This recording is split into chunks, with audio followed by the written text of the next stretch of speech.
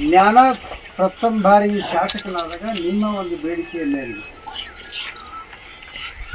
2004ರಲ್ಲಿ ನಿಮ್ಮ ಆಶೀರ್ವಾದದಿಂದ ಮೊದಲನೇ ಬಾರಿ ಶಾಸಕನಾದ ಆದಾಗ ಈ ಭಾಗದಲ್ಲಿ ಸುಮಾರು 13 ಗ್ರಾಮಗಳು ನಮ್ಗೆ ಇವು ಮುಳುಗಡೆ ಆಗುತ್ತಾ, ನೀರಿನಲ್ಲಿ ಮುಳುಗಡೆ ಮಾಡಿಸ್ಬೇಕು, ಯೋಜನಾ ನಿರಾಶ್ರಿತರು ಅಂತೇಳಿ ಮುಳುಗಡೆ ಮಾಡಿಸ್ಬೇಕು ಅನ್ನೋ ಒಂದು ಬೇಡಿಕೆಯನ್ನು ಇಟ್ಟಿದ್ದು ತಮಗೆಲ್ಲ ಗೊತ್ತಿರ್ತಕ್ಕಂಥದ್ದು. ನನಗೂ ಕೂಡ ಅಚಾನಕ್ಕಾಗಿ 2007ರಲ್ಲಿ ಭಾಳ ದೊಡ್ಡ ಪ್ರವಾಹ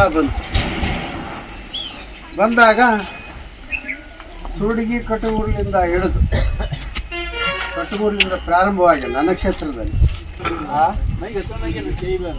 ಹೌದು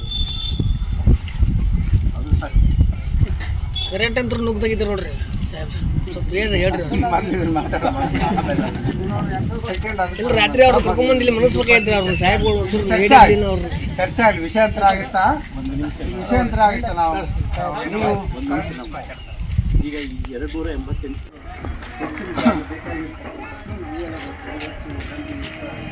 ಎಮ್ಮೆ ಕರ ಆಕಳು ಎಲ್ಲನೂ ಕಟ್ಕೊಳ್ಬೇಕಾಗುತ್ತೆ.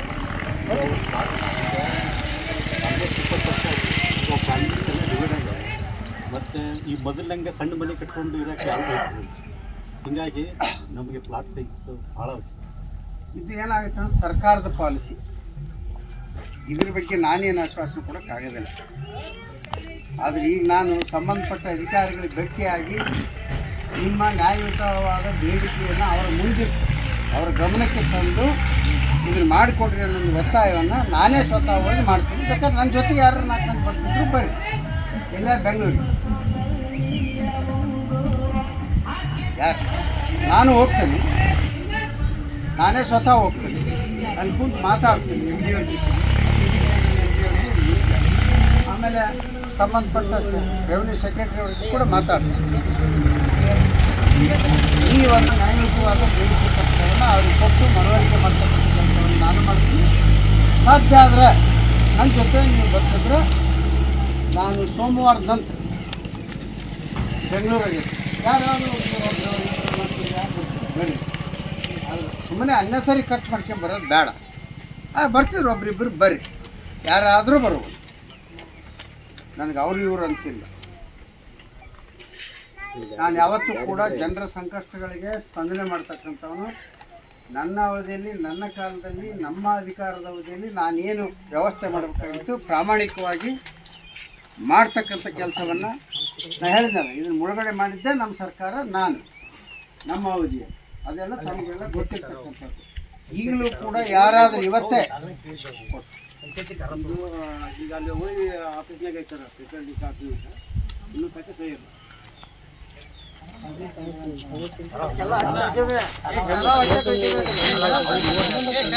ಇಲ್ಲ ಒಂದು ನಿಮಿಷ ಕೂತ್ಬಿಟ್ರೆ ನಾನು ನೋಡ್ಕೊಂಡ್ರಿ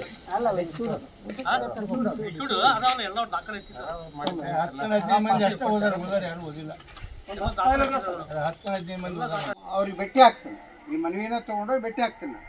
ಇದೇನಿದು ಮನವಿ ಕೊಟ್ಟಿದ್ದೀರಿ, ಇದ್ರ ಮೇಲೆ ನಂದು ಕೂಡ ಪತ್ರ ಹಚ್ಚಿ ಈ ಸರಿಯಾದ ಇವರ ಬೇಡಿಕೆಗಳಿಗೆ ಸೂಕ್ತ ಪರಿಹಾರ ಕೊಡ್ರಿ ಅಂತೇಳಿ ಈಗಾಗಲೇ ನಾನು GM ಅವ್ರಿಗೆ ಮಾತಾಡ್ಕೊತ ಬಂದೆ. R&R GM ಅವ್ರಿಗೆ ಮಾತಾಡಿದೆ. ಇಲ್ಲರಿ ಅವರು ಇನ್ನೊಂದು ವೃತ್ತಿ ಕೇಂದ್ರಕ್ಕೆ ಹೋಗ್ತಾರೆ, ನೀರಿಲ್ಲಲ್ಲಪ್ಪ ಅಂತ ಹೇಳಿದ್ರು.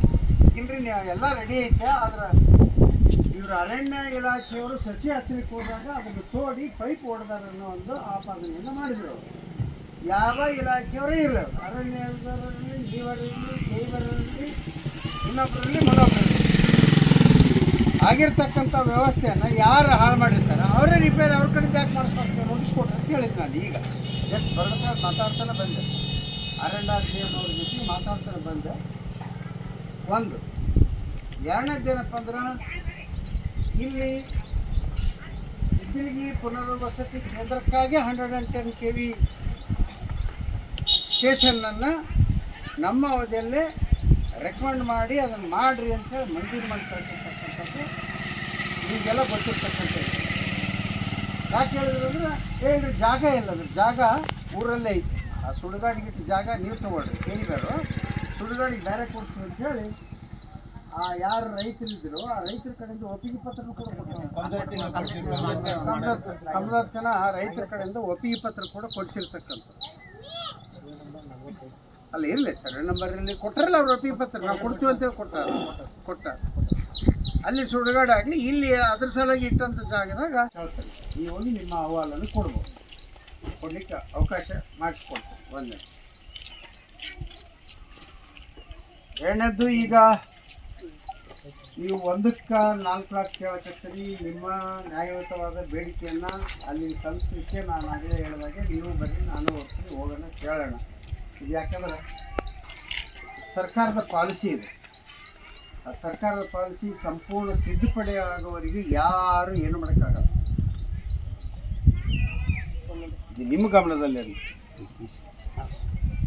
ನಾನು ಸುಮ್ಮನೆ ನಿಮಗೆ ಬಂದಿಲ್ಲ, ನಾನು ಅದನ್ನು ಮಾಡ್ತೀನಿ, ಇಂದ್ರ ಮಾಡ್ತೀನಿ, ಚಂದ್ರ ಮಾಡ್ತೀನಿ ಅಂತ ನಾವು ಹೇಳಿ ಬಂದಿಲ್ಲ. ನನ್ನ ಕೆಲಸನೂ ಅಲ್ಲ ಅದು.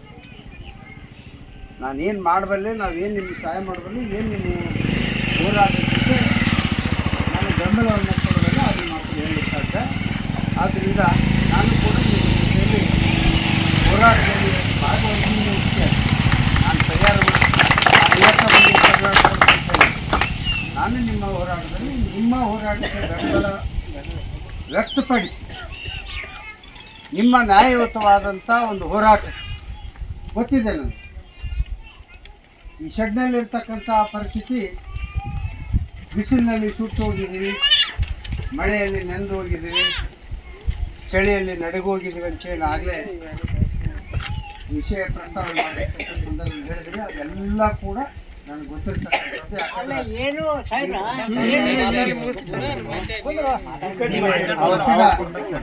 ಪಕ್ಕದ ಬಿಸಾಳ ಕೊಪ್ಪದಲ್ಲೂ ಕೂಡ ನಿಮ್ಮ ಪರಿಸ್ಥಿತಿಯೇ ಇತ್ತು, ಅದನ್ನು ನಿಮ್ಮ ಪರಿಸ್ಥಿತಿ.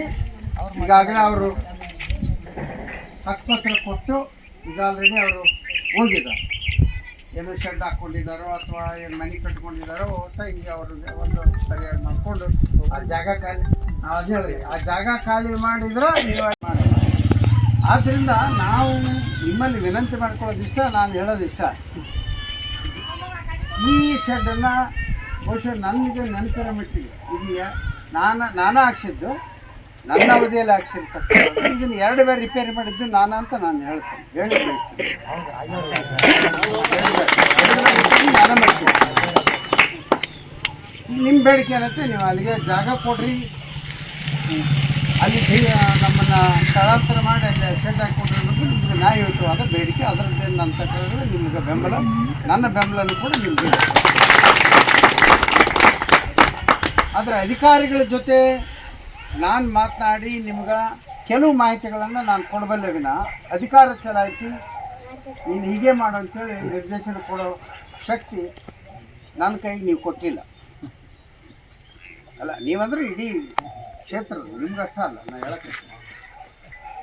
ಆದ್ದರಿಂದ ನಾನೇನು ಮಾಹಿತಿಯನ್ನು ಕಲೆಕ್ಟ್ ಮಾಡಿ ಸಂಬಂಧಪಟ್ಟ ಮೇಲಾಧಿಕಾರಿಗಳವರೆಗೂ ಕೂಡ ನಾನು ಅವ್ರಿಗೆ ಹೋಗಿ ಭೇಟಿಯಾಗಿ ಮಾತಾಡಬಲ್ಲೆ. ಆ ಮಾತಾಡೋಂಥ ಶಕ್ತಿ ನೀವು ಕೊಟ್ಟಿರ್ತಕ್ಕಂಥದ್ದು.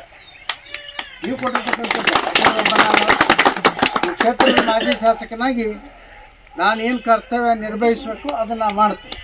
ನಿಮ್ಮ ಪರವಾಗಿ ಮಾತಾಡಿ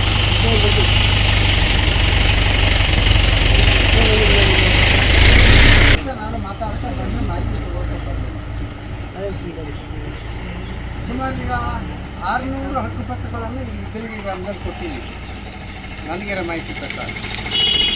ಇನ್ನೂ 300ಕ್ಕೂ ಹೆಚ್ಚು ಜನರಿಗೆ ಹಕ್ಕುಪತ್ರ ಬಂದಿಲ್ಲ. ಹೌದ್ರೆ ಇನ್ನೂ 300ಕ್ಕೂ ಹೆಚ್ಚು ಜನರಿಗೆ ಹಕ್ಕುಪತ್ರ ಬಂದಿಲ್ಲ. ಇದರಲ್ಲಿ ಇನ್ನೂ ಒಂದು ಮಾತನ್ನು ಹೇಳಕ್ಕೆ ಬಯಸ್ತೀನಿ ನಾನು. ಕಟಗೂರು ಅನ್ನುವ ಒಂದು ಗ್ರಾಮ ನಿಮ್ಮ ಜೊತೆಯಲ್ಲೇ ಮುಳುಗಡೆ ಆಗಿರ್ತಕ್ಕಂಥ ಆ ಊರಿಗೆ ನಾನು ಮೊದಲೇ ಬಾರಿ ಮುಳುಗಡೆಯಾಗಿ ಅದನ್ನು ಪುನರ್ವಸತಿ ಮಾಡಿ ತಕ್ಷಣ ಅವಾಗ 2007 ಇದನ್ನು ತೊಗೊಂಡ್ವಿ ನಾವು.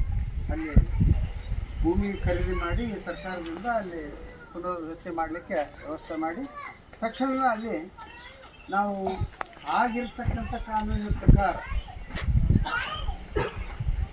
ಹಕ್ಕುಪತ್ರ ಹಂಚ್ಲಿಕ್ಕೆ ಹೋದ್ವಿ. ಆ ಊರಾಗ ಏನು ಮಾಡಿದ್ರು, ಹಕ್ಕುಪತ್ರ ಹಂಚ್ಲಿಕ್ಕೆ ಅರ್ಧ ಮಂದಿ ಬಂದು ಮುಂದೆ ಬಂದು ತೊಗೊಂಡ್ರು, ಇನ್ನು ಅರ್ಧ ಮಂದಿ ಬರಲಿಲ್ಲ. ಕಾರಣ ಏನಂತಂದ್ರೆ ಇರ್ತಾರೆ. ರಾಜಕೀಯ ವ್ಯಕ್ತಿಗಳು ಈ ರೀತಿ ಹೇಳೋರು ಇರ್ತಾರೆ, ಆ ರೀತಿ ಹೇಳೋರು ಇರ್ತಾರೆ.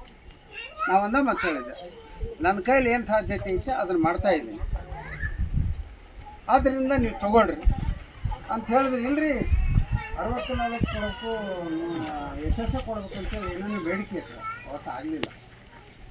ಇವತ್ತಿಗೆ ಅದೇ ಜನ ಅದೇ ಎಷ್ಟು ಈಗ ಕೊಡ್ತಾ ಇದ್ದಾರೆ, ಅದನ್ನು ತೊಗೊಂಡು ಅಲ್ಲೇ ಹೋಗಿ ಮನೆ ಕಟ್ಕೊಳ್ತಾರೆ. ಈಗ ಹಿಂಬಾಲು ಬಿದ್ದು ಹೋಗಿ ಆಸ್ಪತ್ರೆ ಇಸ್ಕೊಳ್ತಾರೆ.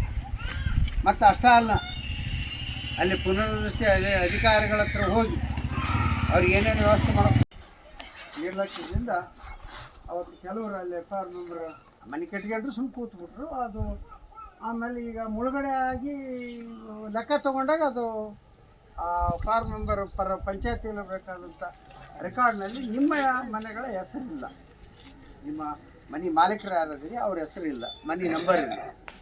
ಈ ಸಮಸ್ಯೆನೂ ಒಂದಿದೆ. ಈಗ ಅದಕ್ಕೂ ಕೂಡ ಪರಿಹಾರ ಕಂಡುಕೊಳ್ಳಿಕ್ಕೆ ನಾನು ಅಧಿಕಾರಿಗಳ ಜೊತೆ ಮಾತಾಡಿದ್ದೀನಿ. ಅವ್ರೇನು ಹೇಳಿದ್ರು, ಗ್ರಾಮ ಪಂಚಾಯತಿಯಿಂದ ಟರಾವ್ ಮಾಡಿ ಕಳಿಸ್ರಿ, ಇಂತಿಷ್ಟು ಜನರಿಗೆ ಮನೆ ಇದ್ದರೂ ಕೂಡ ಅವ್ರದ್ದು ಫಾರ್ಮ್ ನಂಬರ್ 9ರಲ್ಲಿ ಹೆಸರಿಲ್ಲ, ಅವ್ರನ್ನ ಗ್ರಾಮ ಪಂಚಾಯತಿಯಿಂದ ಟರಾವ್ ಮಾಡಿ ಕಳಿಸ್ರಿ ಅಂತೇಳಿ ಹಲವಾರು ಈಗ 2 ವರ್ಷ 3 ವರ್ಷದಿಂದ ಬೇಡಿಕೆ ಅಂತ ಇದ್ದರೂ ಕೂಡ ಇನ್ನೂವರೆಗೂ ಯಾರೂ ಕಳಿಸಿಲ್ಲ ಅಂತ ನಾನು ಮಾಹಿತಿ ಕೊಡ್ತೀನಿ. ಹೌದಲ್ರಿ?